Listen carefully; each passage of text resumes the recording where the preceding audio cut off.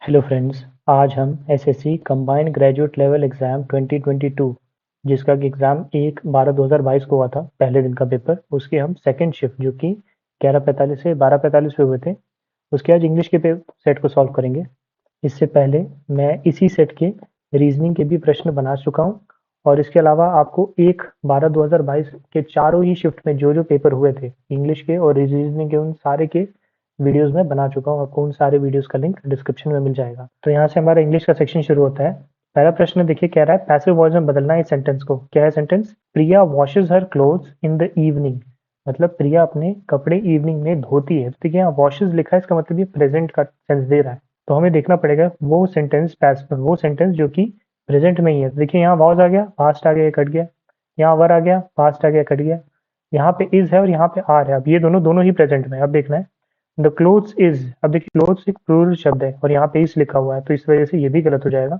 The clothes are plural, ये are है और यहाँ पे एस प्लूरल वर्ड है, तो इसीलिए the clothes are washed by Priya in the evening हमारा करेक्ट हो जाएगा। ऑप्शन नंबर 3 करेक्ट है।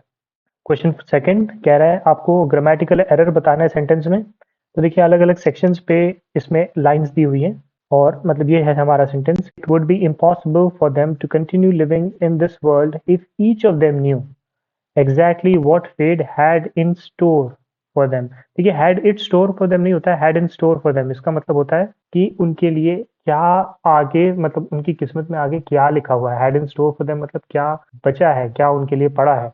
इन स्टोर शब्द यूज होता है, had in store for them. It store गलत है, इसीलिए हमारा ऑप्शन नंबर फोर्थ करेक्ट हो जाएगा। Exactly what fate had in store for them, option number fourth. Question third कह रहा है फिल इन द ब्लैंक्स के लिए। The doctor directed the nurse to administer and dash medicine to the patient. तो administer and क्या official medicine? नहीं, official क्यों? Eminent माने पॉपुलर मेडिसिन, ये भी नहीं हो सकता। इंसाइटफुल मतलब थॉटफुल हो, जो जिसे डीप अंडरस्टैंडिंग हो, ये भी मेडिसिन की फील्ड में हमें ऐसा, मुझे नहीं लगता ऐसा होगा। अल्टरनेटिव मेडिसिन हो सकता है, क्योंकि अगर एक मेडिसिन नहीं काम करती है तो हम दूसरी मेडिसिन देते हैं। तो यहाँ पे शब्द अल्टरनेटिव सही होगा, ऑप्शन नंबर थर्ड। एमिनेंट का मतलब होता है नोन एंड रिस्पेक्टेड, फेमस या रिस्पेक्टेड। और इंसाइटफुल का मतलब होता है परसेप्टिव या शोइंग डीप अंडरस्टैंडिंग। से अलग अलग सेंस में इसके और भी मतलब हो सकते हैं। इस प्रश्न का correct answer option number third था। क्वेश्चन नंबर फोर्थ कह रहा है वन वर्ड सब्सटीट्यूशन के लिए। A piece of living tissue और plant that is transplanted surgically. मतलब एक लिविंग टिश्यू को एक जगह से दूसरी जगह हम जो लगा देते हैं उसे हम क्या कहते हैं? तो उसे हम लोग ग्राफ्ट कहते हैं। स्किन ग्राफ्टिंग के बारे में सुना होगा आपने, जब कोई जल जाता है तो उसकी ग्राफ्टिंग की जाती है। मतलब शरीर के एक भाग से स्किन के टिश्यूज को लेके दूसरी जगह पे चिपका दिए जाते हैं, उसके हम लोग ग्राफ्ट कहते हैं। इसके अलावा ग्रेटिस जो होता है उसका मतलब होता है डन फॉर फ्री, मतलब कोई काम जो फ्रीली किया जाए। गवर्नमेंट का मतलब होता है someone who has good understanding of food, one who knows and enjoys good food, या जिसके पास खाने के बारे में अच्छी जानकारी हो। और ग्रेशियस मतलब तो काइंड और पोलाइट होता है। ऑप्शन नंबर फोर्थ हमारा करेक्ट था। क्वेश्चन नंबर फिफ्थ कह रहा है आपको एक्टिव फॉर्म में बदलना है सेंटेंस को। The clothes will be delivered by the shop on Monday. तो द शॉप से शुरुआत करेंगे हम, ये ऑब्जेक्ट है द शॉप, फिर विल डिलीवर। देखिए यहाँ पे वुड वुड, ये वुड आ गया, वुड बी वुड, इससे तो ये यहीं कट जाएगा। विल है तो विल ही रहता है। ये एक्टिव पैसिव में सेंटेंस का दूसरा फॉर्म नहीं बदलता, जबकि ये डायरेक्ट इनडायरेक्ट में होता है, तो इसलिए ये दोनों कट जाएंगे। देखिए यहाँ पे लिखा है the shop will be delivering the cloth on Monday. देखिए यहाँ पे आईएनजी का कोई फॉर्म नहीं है, तो यहाँ पे आईएनजी का फॉर्म नहीं होना चाहिए, इसलिए ये भी गलत है। ऑप्शन नंबर सेकंड हमारा करेक्ट होगा, the shop will deliver the clothes on Monday. Question number 6 antonym पूछ रहा है द वर्ड ट्रिवियल का। सेंटेंस पढ़ लेते हैं। Failure to carry hall ticket to the exam is considered as a trivial issue. मतलब कि अगर आप एग्जाम में हॉल टिकट या अपना एडमिट कार्ड ना ले जाएं तो ये एक बहुत ही ट्रिवियल इशू माना जाता है। ट्रिवियल मतलब बहुत ही छोटा, बहुत ज्यादा सीरियस नहीं जो होता है उसे हम ट्रिवियल कहते हैं। और उसका ही एंटोनिम हो जाएगा सीरियस, मतलब कि जो बहुत ही गंभीर हो। ट्रिवियल माने जो बहुत गंभीर ना हो, जो बहुत ही छोटी मोटी सी गलती हो। बाकी अंडररेटेड वो होता है मतलब जो अच्छा हो लेकिन उसको उतना रेट ना किया जा रहा हो या उसको उस तरह का रिसेप्शन ना मिल रहा हो। काइंड मतलब पोलाइट, और प्रॉब्लमैटिक मतलब जो परेशानी दे। ऑप्शन नंबर फोर्थ हमारा इसका करेक्ट आंसर था। क्वेश्चन नंबर 7 सेंटेंस अरेंजमेंट आ गया, तो पढ़ते हैं। अगर आप एक बार रफ पढ़ेंगे तो आपको समझ में आएगा कि एक पैंथर था।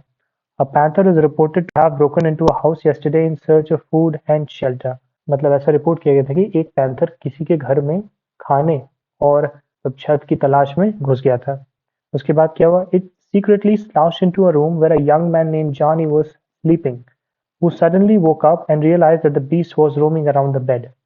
तो होता क्या है, स्लाउच मतलब वो धीरे से झुकते हुए धीरे धीरे, जैसे देखा होगा आपने टाइगर्स और लायंस जिस तरह से शिकार करते हैं, तो उस तरह से वो धीरे से उस यंग मैन जिसका नाम जॉनी था, जो सो भी रहा था, उसके घर में घुस गया था। और उसने अचानक से देखा कि वो जो बीस्ट है वो उसके आसपास उसके कमरे में घूम रहा है। इसके बाद क्या था? Just as the panther was about to leap on in, मतलब जैसे ही वो लीप ऑन मतलब होता है कूद के उसके ऊपर, उसे झपट के उसे उसके ऊपर अटैक करने का प्रयास करता। He swiftly shot out of the bed and hid in a closet, मतलब वो धीरे से निकल के एक क्लोजेट में घुस गया अपने बेड से निकल के। उसके बाद क्या हुआ?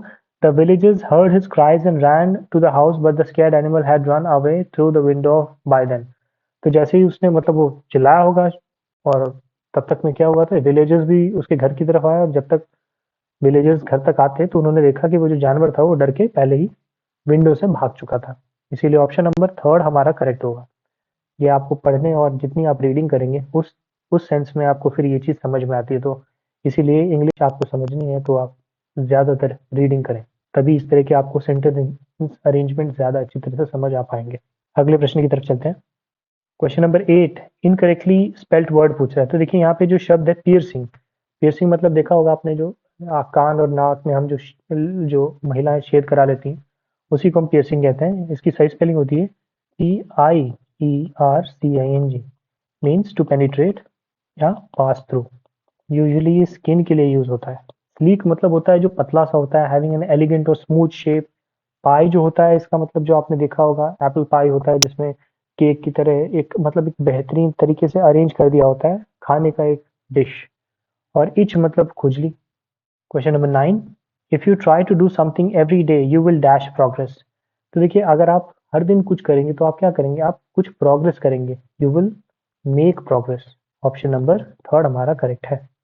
क्वेश्चन 10, सिनोनिम पूछ रहा है वर्ड का। कौन सा वर्ड? कॉम्पिटेंट। कॉम्पिटेंट मतलब होता है जो काबिल हो, केपेबल हो। ऑप्शन नंबर थर्ड करेक्ट है। कॉम्प्लेक्स मतलब जो बहुत ही कठिन हो, लचीला हो। पुअर मतलब गरीब, और बिगनर मतलब जिसने अभी अभी शुरुआत की हो। ऑप्शन नंबर थर्ड हमारा करेक्ट था। क्वेश्चन 11 कह रहा है इडियम का मतलब बताओ। इन व्हील एंड वो, इन व्हील एंड वो मतलब होता है इन प्रॉस्पेरिटी एंड एडवर्सिटी, मतलब आपका अच्छे बुरे दिन, जो हम कहते हैं हिंदी में अच्छे बुरे दिन सबके आते हैं, तो उसी को इंग्लिश में इन व्हील एंड वो कहते हैं। ऑप्शन नंबर थर्ड हमारा इसका करेक्ट है। क्वेश्चन 12, सिनोनिम पूछ रहा है अनाउंस का। अनाउंस का मतलब क्या होता है? आप किसी चीज को डिक्लेयर कर देते हैं, उसको हम अनाउंस कहते हैं। तो इसका सही जवाब होगा एडवर्टाइज, बताना लोगों को। डाउन्स शब्द का मतलब होता है टू क्रिटिसाइज पब्लिकली। सीक्रेट मतलब तो जो चीज छुपी हुई हो, और हाइड मतलब भी छुपी हुई चीज को कहते हैं। ऑप्शन नंबर फोर्थ हमारा इसका करेक्ट आंसर था। क्वेश्चन नंबर 13 आ गया सेंटेंस अरेंजमेंट फिर से। वाइल फिजिकल मूवमेंट, अब देखिए वाइल फिजिकल मूवमेंट के साथ अगला वर्ड आपको खोजना है। तो वाइल फिजिकल मूवमेंट एक्टिविटीज, ये गलत लग रहा है। इज इम्पोर्टेंट यहाँ से हो सकता है। तो देखिए क्यू से शुरुआत बस इन दोनों में है, तो ये दोनों आंसर घट जाएंगे। अब क्यू के बाद एस देखिए और क्यू के बाद पी देखिए। Is important for children all learning, और लर्निंग मूवमेंट, देखिए लर्निंग के साथ मूवमेंट होना नहीं चाहिए, तो इसीलिए आपका ये कट जाएगा, बचेगा ये। ऑप्शन नंबर फोर्थ ही करेक्ट हो जाएगा। इसे फ्रेम करके देखते हैं और मतलब समझते हैं। तो सबसे पहले while physical movement is important for children, all learning activities may not require physical movement and facial expression on the part of teachers and student। तो देखिए इसमें लिखा है कि फिजिकल जो मूवमेंट होता है वो इम्पोर्टेंट होता है चिल्ड्रन के लिए, लेकिन सारी जो लर्निंग है वो जरूरी नहीं कि मूवमेंट और फेशियल एक्सप्रेशन के जरिए ही हो। ये है इसका कुछ मतलब। ऑप्शन नंबर फोर्थ हमारा इसका करेक्ट आंसर है। क्वेश्चन 14, ईडियम का फिर से मतलब पूछ रहा है अ ग्रीन हॉर्न। ग्रीन हॉर्न का ये मतलब होता है कि जो आदमी बहुत एक्सपीरियंस ना हो, एन इनएक्सपीरियंस्ड पर्सन को हम ग्रीन हॉर्न कहते हैं। ऑप्शन नंबर सेकंड हमारा करेक्ट आंसर है। क्वेश्चन 15 कह रहा है he said that something might be missing in their. तो देखिए यहाँ माइट भी है, और आपको बनाना है डायरेक्ट में बनाना है, तो माइट का मे भी हो जाएगा। मे भी देखिए आपको सिर्फ यहाँ मिल रहा है, इसीलिए ऑप्शन नंबर फर्स्ट करेक्ट है। He said something may be missing in here. देखिए देयर का भी कन्वर्जन हियर में होता है, तो देखिए यहाँ भी देयर था, इसे काट दीजिए। बाकी तीनों में भी देयर था, लेकिन मे माइट बी का मे बी में कन्वर्जन होगा, और ये आपको सिर्फ इसमें मिलेगा, ना इसमें मिलेगा ना इसमें मिलेगा। Option number first. क्वेश्चन 16 कह रहा है वो सेंटेंस पहचाने जिसमें कोई स्पेलिंग एरर नहीं है। तो पहले तो वो देखते हैं कि वो कौन सी स्पेलिंग है। ये आप देख सकते हैं डिसएनफ्रेंचाइज्ड, ये देख रहे हैं आप, यही है वो स्पेलिंग। और इसका मतलब होता है राइट टू गिव वोट, या अपना मत देना। सेंटेंस पढ़ेंगे तो हमें समझ में आएगा। Many communities in the world still feel that their voices and position has been disenfranchised। मतलब बहुत सारी कम्युनिटीज जो होती हैं वर्ल्ड में, वो अभी भी ये फील करती हैं कि जो उनकी आवाज़ है या उनका जो पोजीशन है वो डिसएनफ्रेंचाइज्ड है। इसका मतलब उन्हें प्रॉपर रिप्रेजेंटेशन नहीं मिल रहा है। फ्रेंचाइज मतलब होता है टू गिव वोट, डिसएनफ्रेंचाइज्ड का यहाँ पे मतलब है कि to not have the right to give their opinions. तो इसीलिए ऑप्शन नंबर फोर्थ हमारा करेक्ट होगा। इसकी सही स्पेलिंग है DISENFRANCHISED, डिसएनफ्रेंचाइज्ड। क्वेश्चन नंबर 17 कह रहा है सेंटेंस अरेंजमेंट के लिए। तो अगर आप इसे रफली पढ़ेंगे तो आपको समझ आएगा कि शुरुआत डी से होनी चाहिए। In the 5th and 4th century BC, today's South Ukraine was known as Scythia। इसके बाद this place was famous for its skillful archers and horsemen। तो ये कह रहा है कि 5वें और 4थे सेंचुरी BC माने बिफोर क्राइस्ट के टाइम साउथ यूक्रेन को सिथिया कहा जाता था। और उधर ये पॉपुलर क्यों थी? वहाँ के जो स्किलफुल आर्चर्स होते थे, मतलब तीरंदाज और हॉर्समैन, उनके लिए ये जाने जाते थे। अब ये कैसे होते थे? They wore trousers tucked into leather boots. तो ये जो होते थे, ये लोग जो अपने ट्राउजर्स पहनते थे वो इनके लेदर बूट्स के अंदर घुसे हुए होते थे। और they also wore felt caps to cover their ears. अब ये ठंडी जगह थी तो वो लोग फेल्ट कैप्स पहनते थे, जो कि मतलब कुछ ऐसी टाइप की कैप होती थी जिसमें कि यहाँ पे ईयर के लिए भी एक कैप हुआ करता था, जिससे कि वो अपने कान को भी कवर कर सके। तो इस शेप का कोई कैप होता था, उसी को हम लोग फेल्ट कैप्स कहते हैं। तो इसका ये मतलब है कि 5वें 4थे BC में यूक्रेन का नाम सिथिया हुआ करता था। वहाँ के लोग वो अपने स्किलफुल आर्चर्स मतलब तीरंदाज और अपने घुड़सवार के लिए जाने जाते थे। ये अपने ट्राउजर्स को जूतों के अंदर, बूट्स के अंदर पहना करते थे, लेदर बूट्स के अंदर, और फेल्ट कैप्स भी पहनते थे जिससे कि उनके ईयर्स कवर्ड रहे। ऑप्शन नंबर फोर्थ हमारा करेक्ट है। क्वेश्चन 18 ग्रामेटिकल एरर पूछ रहा है। He used to reply that the only place for which he went was the town library। for which नहीं, to which होना चाहिए, या where हो सकता है इसकी जगह पे, इस पूरी की जगह पे, या for की जगह पे हम to लिखेंगे तो भी ये करेक्ट हो जाएगा। इसीलिए ऑप्शन नंबर सेकंड हमारा करेक्ट आंसर है। क्वेश्चन 19 पूछ रहा है the sporadic instruction of the invigilators distracted the examinee. Sporadic मतलब होता है, मतलब जो एकदम से रेगुलर ना हो, एकदम अचानक अचानक से हो, नॉट रेगुलर, या आप कह सकते हैं रैंडम। तो जो रैंडम इंस्ट्रक्शंस थे इन्विजिलर की, जिससे उससे हुआ क्या, जो एग्जामिनी थे, मतलब जो लोग एग्जाम दे रहे थे, वो डिस्ट्रैक्ट हो गए। तो स्पॉर्डिक का सिनोनिम क्या हो सकता है? ओकेजनल, मतलब कभी कभी, मतलब अभी दिया फिर थोड़ी देर में फिर दे दिया। जबकि एक सिस्टम में होगा तो लोगों को बेहतर समझ में आता है। इसीलिए ऑप्शन नंबर फोर्थ हमारा करेक्ट है। स्पॉर्डिक मतलब not regular, occasional. Question number 28 कह रहा है अंडरलाइन वर्ड का सही मीनिंग बताना है। तो Rajan is having 3 brothers and 3 sisters. हम इस तरह नहीं कहते कभी भी हमारे 3 भाई या 3 बहन है, इस तरह कहेंगे हम Rajan has 3 brothers and 3 sisters. Option number second हमारा करेक्ट होगा। अब इसके बाद हमारे पास आ गया कॉम्प्रिहेंशन। तो देखते हैं पढ़ के से। The modern day student is extremely dash with technology. Extremely क्या? savvy। savvy मतलब होता है जो टेक्नोलॉजी के बारे में काफी कुछ जाने। savvy मतलब know and understand a lot about something। So the modern day student is extremely savvy with technology means they know a lot about the technology। They do read quite a bit because of social media। मतलब वो reading भी कुछ करते हैं social media की वजह से। While their writing skill may not be top notch, they do write courtesy affinity to various platform on the internet। तो देखिए इसका लिखा हुआ है कि उनकी राइटिंग स्किल बहुत ज़्यादा अच्छी तो नहीं होती, लेकिन वो फिर भी अपने मतलब अपने दिल की जो व्यथा है, मतलब अपना जो जो उन्हें पसंद है, ये उस सारी चीज़ों को अलग अलग प्लेटफॉर्म्स पे लिखते हैं।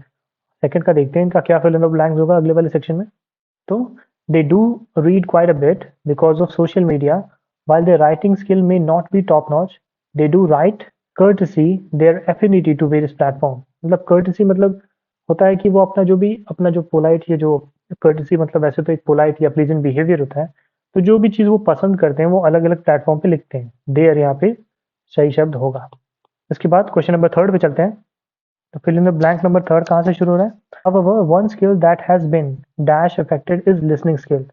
देखिए इन सारे पूरे प्रोसेस में एक जो स्किल है जो हमेशा से मतलब लैग कर रही है बाकी स्किल के कंपैरिजन में, वो है लिसनिंग स्किल, और इसके लिए हम यहाँ पे शब्द यूज करेंगे थॉरोली, मतलब पूरी तरह से जिसके इग्नोर कर दिया गया। इसलिए ऑप्शन नंबर फर्स्ट हमारा करेक्ट हो जाएगा। Fill in the blanks number fourth पे चलते हैं। They are extremely poor dash listeners. Poor what listeners? तो देखिए लिसनिंग भी दो तरह की होती है, एक होती है एक्टिव और एक होती है पैसिव। यहाँ पे हम एक्टिव लिसनिंग के बारे में बात कर रहे हैं, मतलब सामने वाला कुछ कह रहा है और आपको वो चीज समझ में आ रही है, आप उसे सच में सुन रहे हैं। एक होता है पैसिव लिसनिंग, वो कह तो रहा है लेकिन आप उसे सुन के समझ नहीं रहे। तो हम एक्टिव लिसनर्स जो होते हैं उसे वो काफी ज्यादा बहुत कम होते चले जा रहे हैं, क्योंकि लोगों की लिसनिंग स्किल्स पे काम हो नहीं रहा। आगे पढ़ते हैं। If this issue is not addressed, what we may be heading to in the future is a huge chunk of people across the globe with poor skills of listening and a huge number of passive listeners। मतलब ये कह रहे हैं कि अगर इस चीज पे काम नहीं किया गया तो क्या होगा फ्यूचर में, कि एक बहुत बड़ा सेक्शन होगा जो कि लोग लिसनिंग में अच्छे नहीं होंगे, मतलब वो सुनने की उनकी शक्ति अच्छी नहीं होगी, और वो लोग पैसिव लिसनर्स होंगे, मतलब वो सुन तो रहे हैं लेकिन उसे कुछ समझ नहीं रहे। और लास्ट पॉइंट नंबर 5 पे चलते हैं। पॉइंट नंबर 5 क्या है? Researchers say that listening is the prime ingredient for empathy. Empathy मतलब होता है किसी दूसरे की फीलिंग को ऐसे फील करना जैसे कि वो आपके खुद के साथ बीत रही हो। Ingredient of empathy, and the world will be in extreme poverty in the terms of number of dash on planet, number of empathizers। empathizers मतलब अगर मैं कुछ अपनी दुख की बात कर रहा हूँ और अगर आप सुन रहे हैं लेकिन आप उसे एक्टिवली नहीं सुन रहे हैं, तो आप फील नहीं कर पाएंगे कि वो मेरा दुख जो है वो कैसा है। इस चीज के बारे में बात कर रहे हैं, मतलब अगर रिसर्चर्स ने इस तरह की बात बताई कि अगर यही चलता रहा, मतलब लोग अगर पैसिव लिसनर्स रहे तो वो कभी भी एम्पैथाइज ही नहीं कर पाएंगे दूसरे के दर्द को। इसीलिए ऑप्शन नंबर सेकंड हमारा करेक्ट है। और ये इस वीडियो का लास्ट प्रश्न भी था। तो इसके साथ हमने 1 दिसंबर 2022 की चारों शिफ्ट, फर्स्ट सेकंड थर्ड और फोर्थ, इन चारों शिफ्ट की इंग्लिश और रीजनिंग ये सारे वीडियोस बना दिए हैं। आपको उन सारे वीडियोस के लिंक डिस्क्रिप्शन में मिल जाएंगे। और इसके बाद हम 2, 3, 4 और ऑल द वे टिल 13 तक के सारे वीडियोस बनाते चलेंगे। तो उन सारे वीडियोस को अगर आपको कवर करना है तो आप हमारे साथ बने रह सकते हैं और इस चैनल को सब्सक्राइब कर सकते हैं। और आपका लाइक हमारे लिए बहुत ही महत्वपूर्ण होगा। तो अगर वीडियो पसंद आया तो आप इसे लाइक भी कर सकते हैं। वीडियो के साथ अंत तक बने रहने के लिए बहुत बहुत धन्यवाद।